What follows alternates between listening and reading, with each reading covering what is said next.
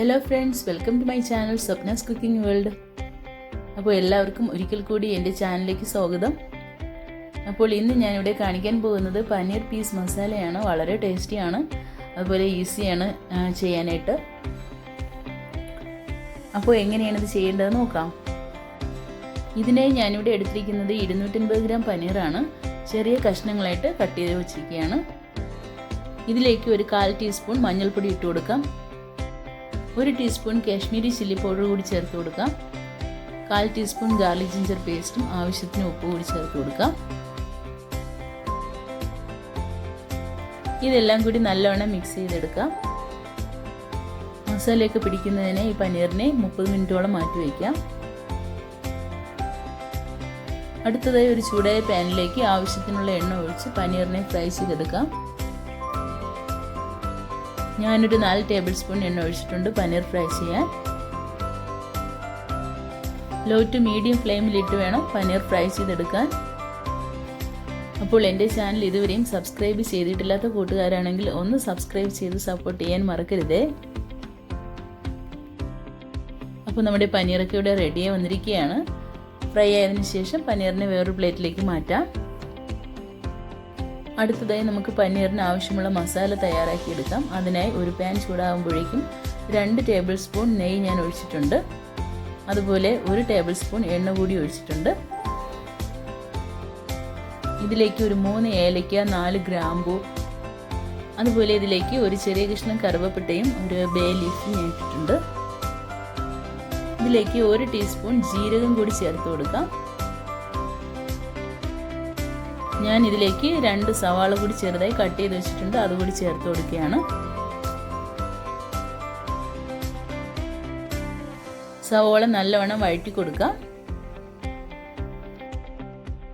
സവാളയുടെ പച്ചമണം മാറിയതിനു ശേഷം 1 ടീസ്പൂൺ ഗാർലിക് ജിഞ്ചർ പേസ്റ്റ് കൂടി ആഡ് ചെയ്യാം. നല്ലവണ്ണം മിക്സ് ചെയ്ത് കൊടുക്കാം.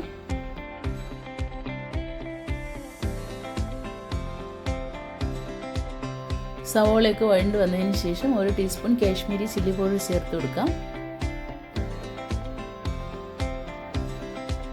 അതുപോലെ 1/2 ടീസ്പൂൺ മഞ്ഞൾപ്പൊടി കൂടി ഇട്ട് കൊടുക്കാം. 1 ടീസ്പൂൺ മല്ലിപ്പൊടി കൂടി ചേർത്ത് കൊടുക്കാം.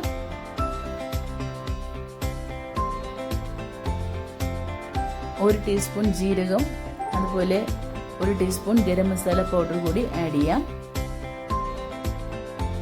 ഞാൻ ടീസ്പൂണിനേക്കാളും ചെറിയ സ്പൂണാണ് എടുത്തിരിക്കുന്നത്, അതുകൊണ്ടാണ് 2 സ്പൂൺ കാണിച്ചിരിക്കുന്നത്. ഈ മസാലകളെല്ലാം നല്ലവണ്ണം ഫ്രൈ ആകുന്നത് വരെ ഇളക്കി കൊടുക്കാം. ഇതിലേക്ക് 2 ടൊമാറ്റോയുടെ പേസ്റ്റ് കൂടി ചേർത്ത് നല്ലവണ്ണം ഇളക്കി കൊടുക്കാം.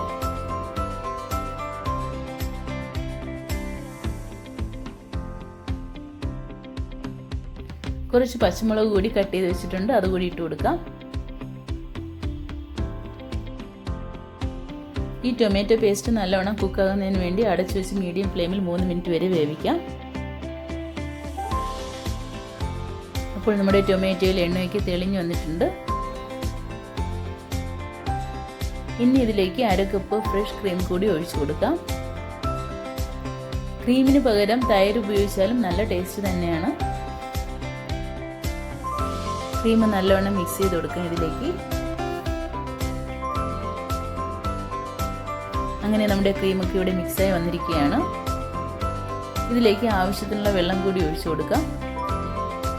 ഞാനിതിലേക്ക് 1.5 കപ്പ് വെള്ളമാണ് ചേർത്ത് കൊടുത്തത്.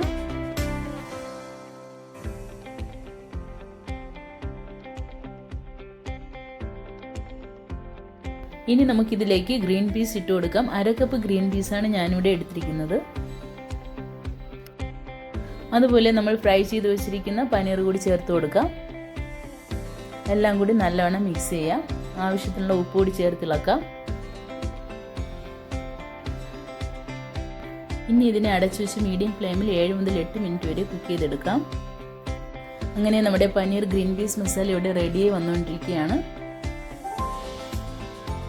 കണ്ടില്ലേ, നമ്മുടെ മസാല വളരെ ടേസ്റ്റി ആയിട്ട് വന്നിരിക്കുകയാണ്. എണ്ണയൊക്കെ തെളിഞ്ഞ് വളരെ ടേസ്റ്റി ആയിട്ടുണ്ട്. ഇനി അവസാനമായി ഇതിലേക്ക് കുറച്ച് മേത്തി ലീവ്സ് ആഡ് ചെയ്ത് കൊടുക്കാം. അതുപോലെ കുറച്ച് മല്ലിയില കൂടി ചെറുതായിട്ട് അരിഞ്ഞു വെച്ചിട്ടുണ്ട്, അതുകൂടി ചേർത്ത് കൊടുക്കാം. എൻ്റെ വീഡിയോ ഇഷ്ടമായെങ്കിൽ ദയവായി സബ്സ്ക്രൈബ് ചെയ്യാനും ലൈക്ക് ചെയ്യാനും ഷെയർ ചെയ്യാനും അതുപോലെ കമൻറ്റ് ചെയ്യാനും മറക്കരുത്. അപ്പോൾ പുതിയൊരു വീഡിയോയുമായി കാണുന്നവരേക്കും എല്ലാവർക്കും ബൈ.